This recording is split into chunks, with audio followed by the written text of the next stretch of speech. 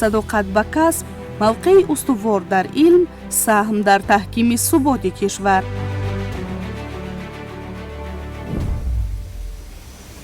ман ба қувваҳои мусаллаҳ ҳамчун як сипари боэътимод нигоҳ мекунам. ин ниҳод кафолати амнияти марзу буми кишвар мебошад.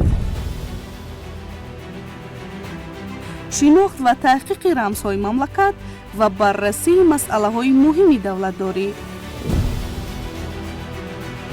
мо ҳар як корманди мақомотҳои интизомӣ бояд ифтихор кунем ки дар ана ҳамин гуна як мақомот хизмат мекунем. инъикоси таҷрибаи илмӣ, таҳлили воқеият ва натиҷаҳои таҳқиқоти илмии муҳаққиқ ва ҳомии ватан Муҳаммад Саъдӣ дар барномаи Садоқат.